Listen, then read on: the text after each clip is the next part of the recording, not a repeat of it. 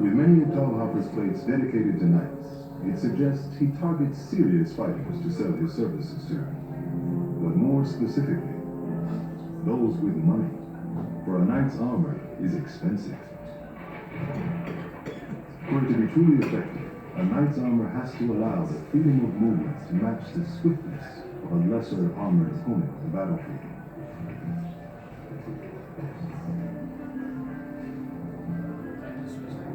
And also let a knight climb or mount a steed quickly. But the design cannot compromise on its protective capabilities, and it has to be able to withstand what is perhaps the pinnacle of medieval metallurgy, the longsword. In many of his depictions of fighting techniques, Talhoffer reveals the weapon's deadly efficiency. The craftsmanship that went into these blades shows that they are among the most formidable weapons during the Middle Ages. What I've got here is a Talhoffer longsword. It's based on one of the illustrations in his 1459 manual. This sword has a balance point about 2 inches in front of the guard, which means that the blade can rotate easily about that point. The heat treatment on a medieval longsword blade would have been incredibly sophisticated. They were making a blade that would both hold an edge and would also flex during use.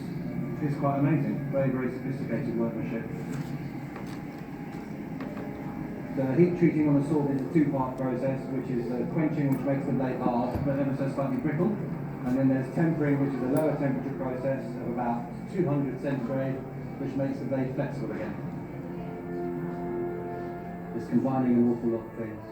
It's got devastating cutting power and fine balance.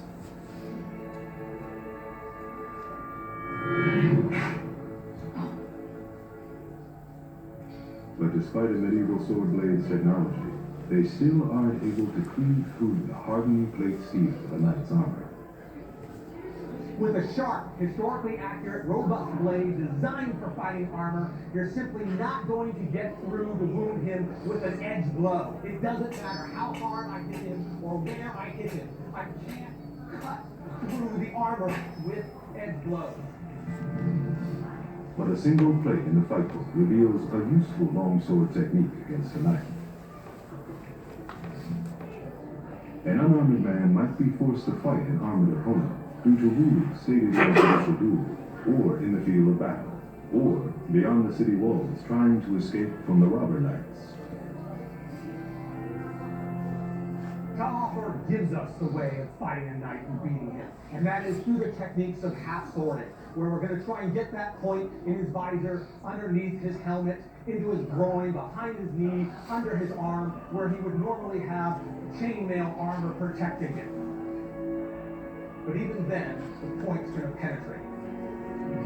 This technique of half-swording could also be used on unarmed opponents, and relies on the fact that some medieval blades are not sharp their entire length, and could be gripped when using specific fighting techniques. And one such move would make an opponent's armor almost irrelevant. The interesting features about this sword are that not just the blade is able to be used defensively, the guard and the pommel are both pointed, and if you wanted to, you could use those as an active part of the weapon. Talhoffer shows that besides the point, you also can use the hilt effectively to knock him about the head, to bash him with the pommel, or the pummel may even be where the phrase "to pummel someone to death" comes from. Striking with a hilt like this is like smashing with a war hammer. It doesn't look very lethal, but the mass and the weight on it actually has a tremendous amount of force behind it, and it will knock him senseless.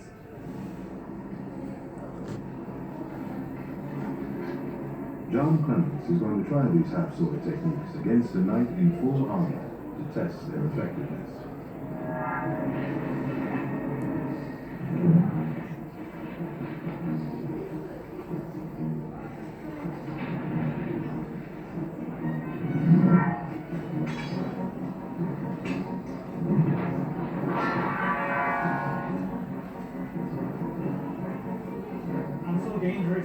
potentially deadly in this thing that there's really not much I can do to try and hold back at all. I mean, I'm committed.